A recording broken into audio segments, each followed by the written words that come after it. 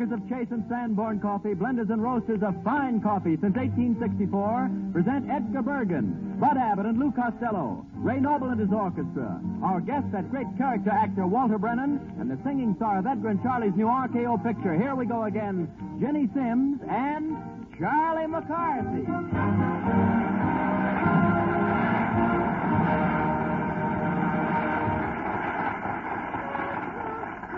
Hello, Ginny, dear. Hello, Charlie, darling. Oh, Ginny, you make me feel so silly. Are you all right now, dear? Are you all better? Of course I'm all right, Charlie. Of course, I know what you went through. Well, certainly she's all right. Why shouldn't she be? Well, Bergen, I heard that after Ginny played a love scene with you in the picture, Yeah. she went home with a chill. Is that so? Yeah. That's not funny. No, it's tragic. Yes. I think we'd much rather hear Jenny Sims sing Somebody Loves Me.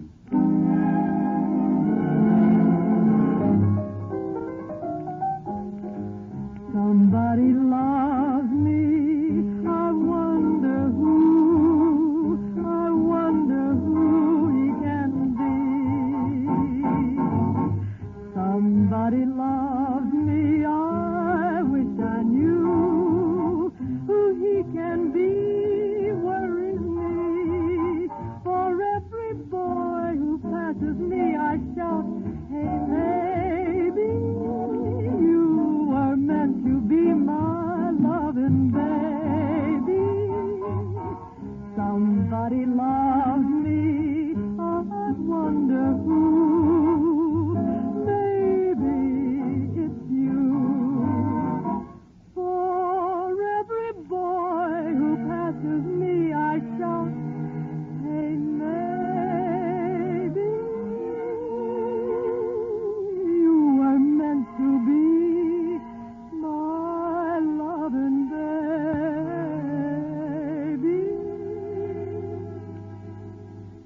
Somebody loves me. I wonder who. Maybe it's you.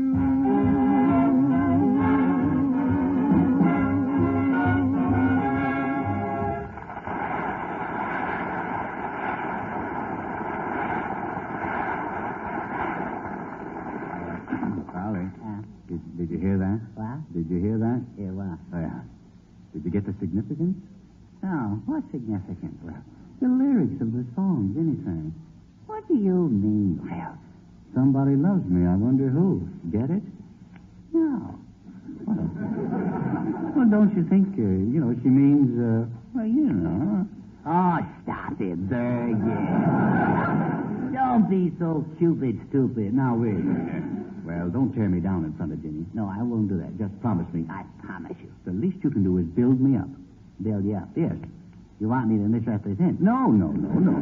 That's not exactly the word. You see, Charlie, there are times when we prefer to, cover up our faults. Oh, I see. You want to borrow my hat. No. Well, tell me, Bergen, I don't like to be inquisitive, No. but I do. Yes. How are you doing with Jenny? Just off the record. Making any progress? Well, shall I say, I've been entertaining her with, shall I say, some degree of success? Yeah? Yes. Did you, or are you just, shall I say? Well, you see, Charlie, Jenny is different. Yeah. Yes, she's really different. They all different, my boy. They're all different. Tell me more, fool. Now, wait. Well, Jenny's the type of a girl that she doesn't care for glamour and nightlife. Uh-huh. She prefers the simple things. She does. Yes. You're sitting pretty, aren't you?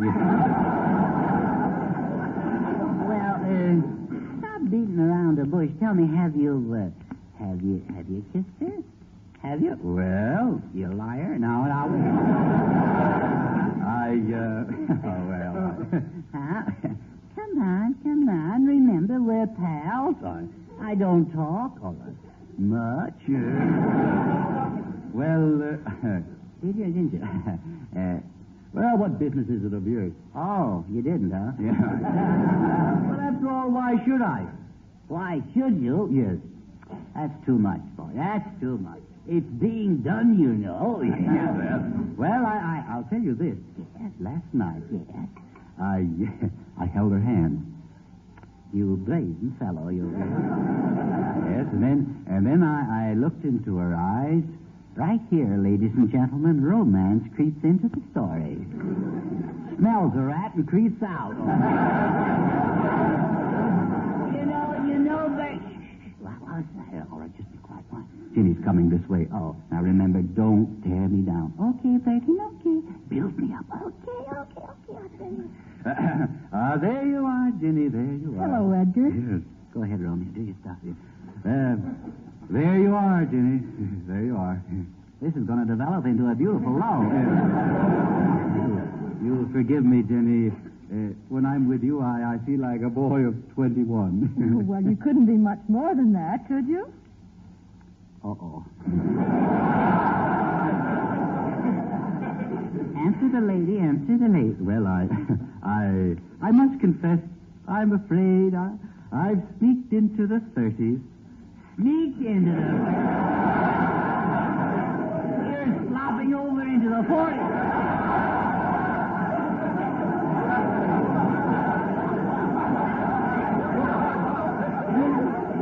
That's good.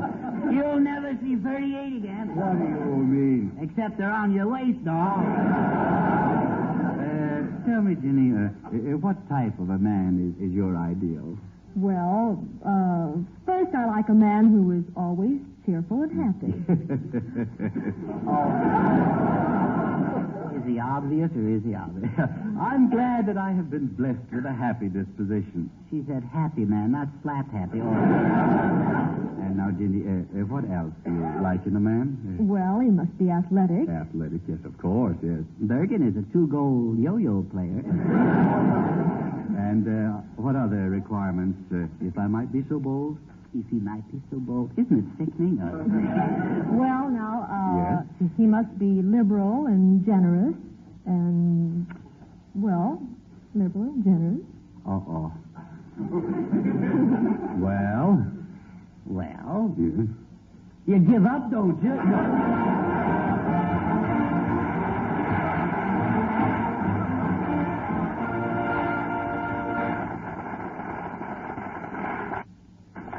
Presenting The Romance of a Man's Coffee by A Lady Who Knows. Remember your honeymoon? Like in the movies. Well, if you think that mood is getting away from you, maybe the villain is hiding in your own coffee pot. I began to get an inkling of what good coffee means to a man from the way Tom raved about the coffee he gets downtown. Do restaurants lure hungry males with delicate little dib-dabs? Not on your sweet life. They give 'em sizzling steaks and apple pie with coffee by Chase and Sanborn. Yes, Chase and Sanborn supply more restaurants, hotels, and clubs than any other coffee roaster in the country. And I believe in copying experts. Man's coffee, Chase and Sanborn.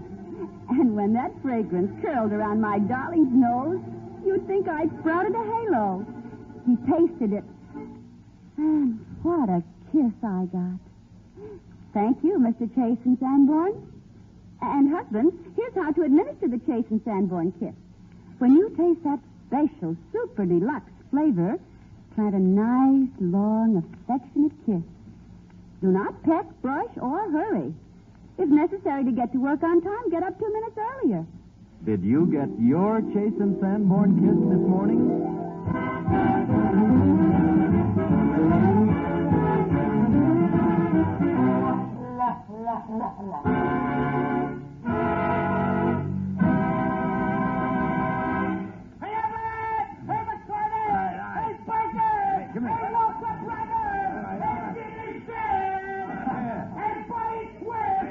Wait a minute. Goodbye, everybody.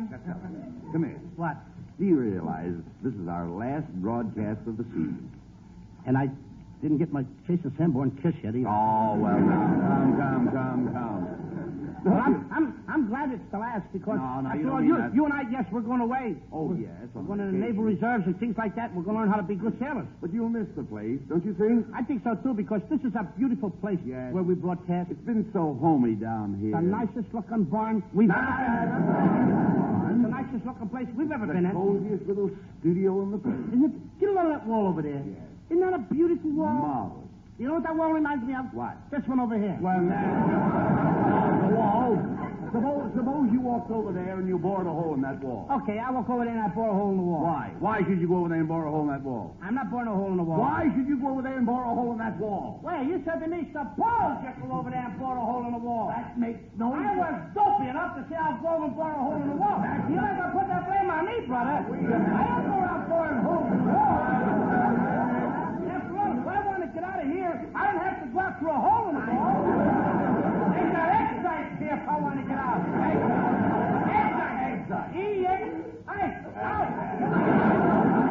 What makes you so down? Oh, it just comes to me natural. Sure. Suppose you walk into a baseball park. What teams are playing? I don't know. Then what are you doing in that baseball park? You got me in there, now get me out! What is the first thing you buy in a baseball park? A hot dog. A hot dog? Without mustard. Oh, no. Mustard goes with the hot dog. That was mine. Mustard was made for the hot dog. Now, don't tell me. I don't care what the mustard's made for. I don't eat it. I don't like it. Oh, well, that's different. That's well, if I don't like mustard, I don't have to eat it for you or nobody else. I didn't know you disliked it. What's your job, big man? If you say eat mustard, I No, gotta no, eat it. I'm not telling you. I'm my own boss, you know. I only say it And goes. even if I make me sick, I don't have to eat it. No. Mustard makes me No, sick. then you I don't do. want to walk around the street sick.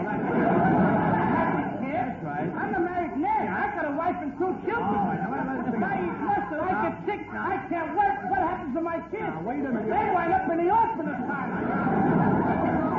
Why not? Abbott, son of my kids to an orphanage.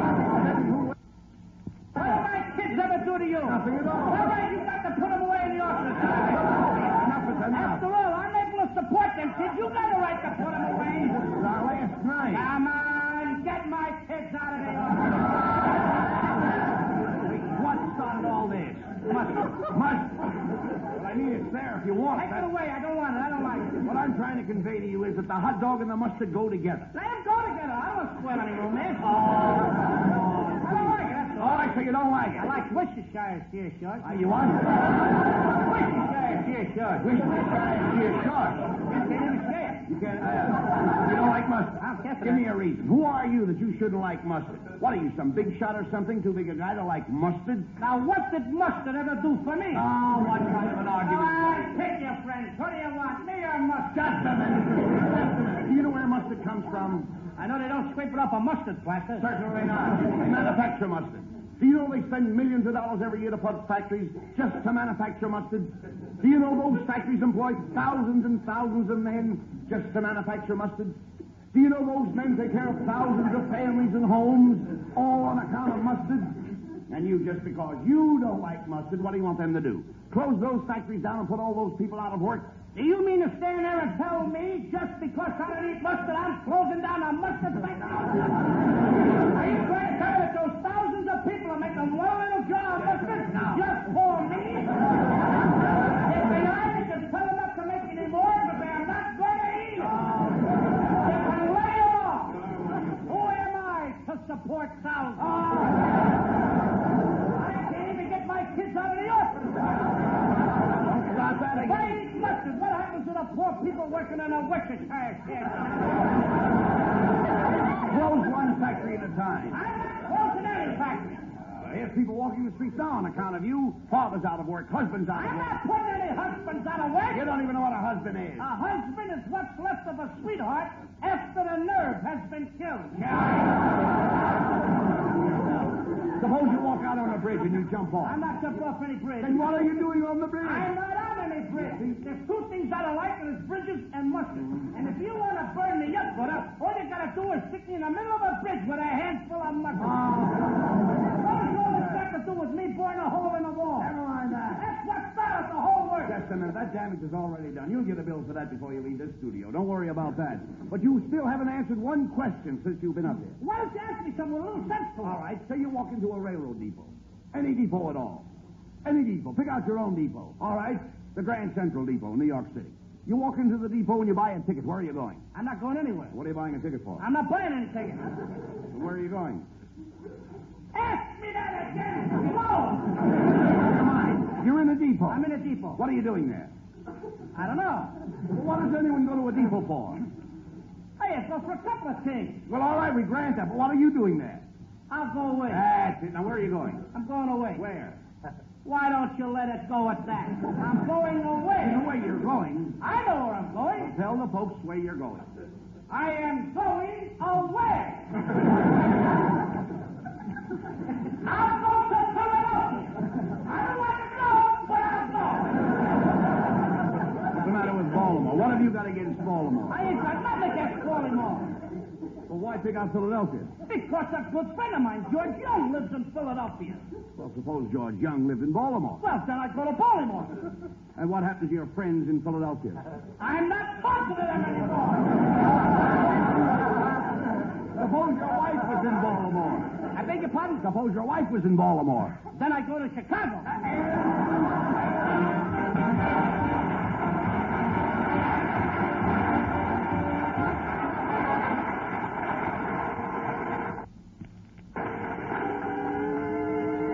One of the brightest moments in our new RKO picture is Green and Ravel's new song, Until I Live Again.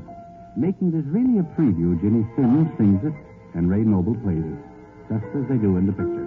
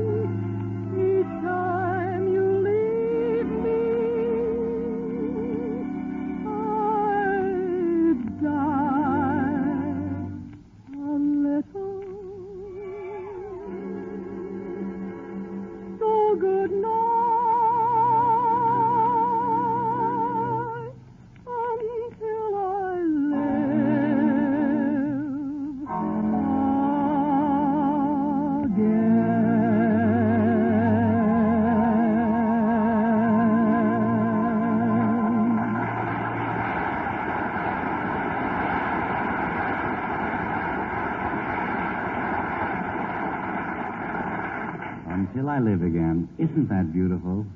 I suppose you think she sang that for you, too, don't you? Lover boy? All right, now, please. He's burning up here. I don't mind your kidding me a little, Charlie, but not in front of our guests. I guess? Yes. Walter Brennan is our guest, you know. Walter Brennan? Yes. What did he do? What did he do? What did he do? No, I asked you first. Well, Walter Brennan is one of our greatest character actors. Here Yes. And I'll never forget that thrilling scene Mr. Brennan did in Meet John Doe. Yeah? Yeah, I tell you, I wouldn't mind seeing that again, either. Yeah, well, why don't you ask him to do it again? All right, I will. Oh, Walter. Yes, Edgar. What is it? I was just telling Charlie about that scene in Meet John Doe, remember? Oh, yeah. Let's see. Meet John Doe. Oh, yes, I remember. It was a very thrilling moment. Yes. I walked up to John Doe and I said... Yes? Pleased to meet you. Ah, wonderful. The guy is dynamite, yeah. And another scene of yours I'll never forget, Walter, was that one in Sergeant York. Oh, yeah, that was a... Oh, how did that go again? Well, I walked up to Sergeant York and I said... Yes? Pleased to meet you. Yes. I suppose in Kentucky you say, pleased to meet you all. Oh, Edgar, but you should have seen me in Swampwater. Now I played an entirely different characterization. And it's about time, too. What did you do in Swampwater? Well, I said, come on in, the water's fine. I think Fred McMurray taught him acting in a hurry. All right, Charlie. See, Mr. Brennan, it just happens that I'm looking for a good actor. Oh? Yeah, and Skinny Dugan and me and some of the kids are putting on a show for the USO this summer, you see. Yeah, that's so. Well, what kind of a show is it? Well, it's all about a horse doctor. And but we haven't got a title for it, you see. Horse doctor? Yes. Why don't you call it East Liniment? Please, Mr. Brennan, don't rub it in. And you think that I might qualify for one of the parts? Well, I've heard some pretty good things about you, of course. This is pretty difficult work. It's not like pictures. You've got to learn not to fall over the footlights, things like that. Now, don't worry about me. Mm-hmm. Of course, you only have 3 lines. Do you think you can handle it? Well, I'll try. Good. I like your spirit. I'll give you an idea of what it's all about. Music, please, Professor Noble.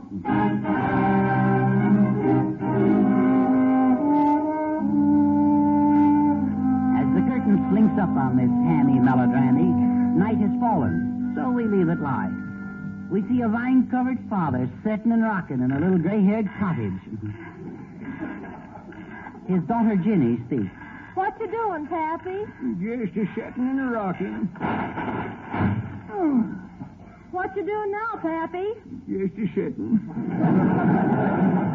Well, daughter, you better go get tidied up a bit. It's a big day today. Squire Bergen is coming. Not Squire Bergen. Not that lecherous, treacherous, loathsome fiend. But Squire Bergen is rich. Oh, but I love Charles, the hired man, even though he is poor. Remember, daughter, the mortgage is due, and the cupboard is empty. Why, it's been weeks since the cat had a square mouse. But must I marry Squire Bergen? Well, I sort of think you ought to, daughter. Oh, woe is me. Well, no matter how bad things look, child, always remember, the sun is always shining. All you have to do is open the door and let in the sunshine. All right, Pappy, I'll open it.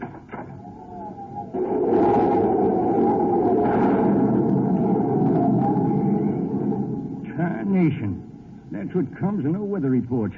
Well, look what blew in. It's Charles, my hired man. Hello, Jenny, my love. I thought I'd find you on my door stoop. What are you doing around the house? I just came to play a little rum with your daughter, Ginny. What? I mean, what I say, what I meant to say is I brought a little gin for your rummy dog. I don't know what I think. I want to go home. I don't know what I want. Oh, Charles, my darling. At last you are here. It's been so long since I've seen you. So long. So long. That goes for me, too, Bob. Good night. Wait, Charles, my love. Father wants me to marry Squire Bergen. Not Squire Bergen. Not that fugitive from a B1 tablet. He's a villain, I tell you. That's what he is, a villain. Yes, but his earmuffs are sable and he wears a cameo stick pin. Who is there? It is I, Squire Bergen. Now remember, daughter, when he proposes on the horsehair sofa, don't say nay. Aha! There you are, me proud beauty, Hottie. You You think he's bad now? Wait till he starts acting. My pretty one, I've come to invite you to my farmhouse and see my stereoptic and slide. Hand-colored. No, 1,000 times no. Once is enough, daughter. Squire Bergen, I shall never marry you. You won't, eh? And do I not? And some still small voice within me whispers, you are a skunk, sir. Don't be too hasty, daughter. Squire Bergen has a brand new electric butter churn. And 4 good buggy tires. Oh, but he's a villain. Oh, call me adventurous, headstrong, even reckless mayhap, but villain? Nay, not I. Oh, you're not worthy to touch the hem of her garment, you varmint. Ginny is going to marry me. Is that so? Yes, she is. If she won't marry me, no one will have her. Well, get your line straight, villain.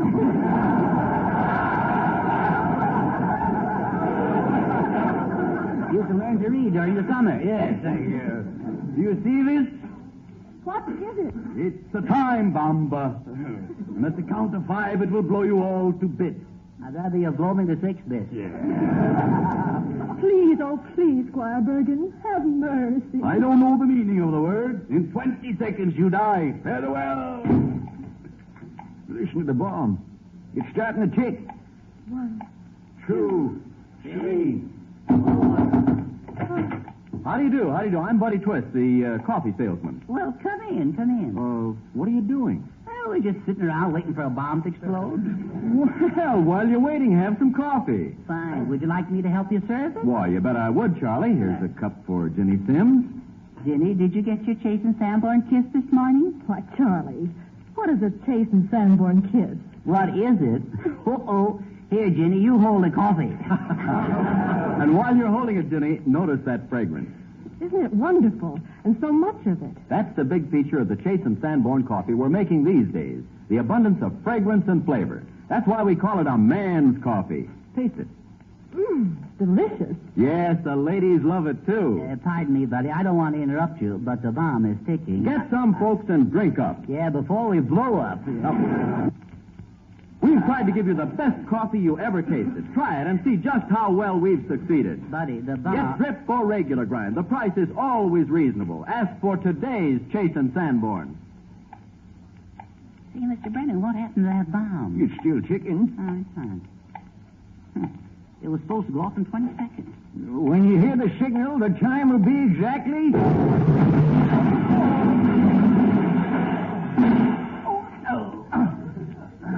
I think that's my arm over there. Well, we raised the mortgage and we raised the roof, too. Yeah, it clipped us, so help me, it blowed us up.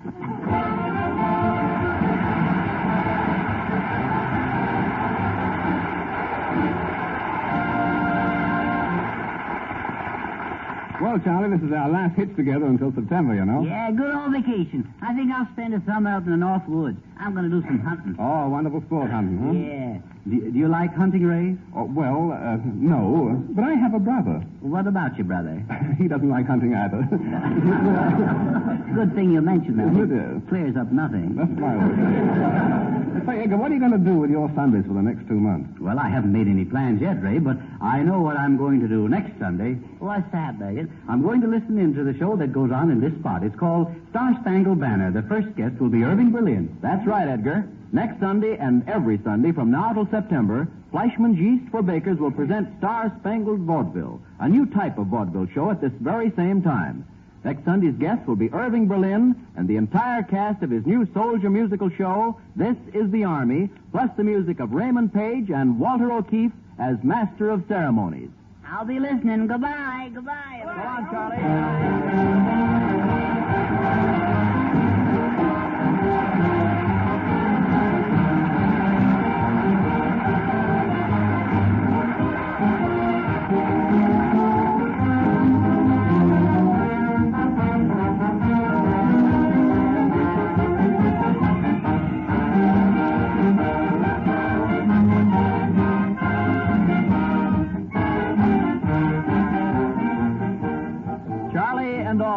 We'll be back again on September 6th. This is Buddy Twist saying goodnight from Hollywood. This is the National Broadcasting Company.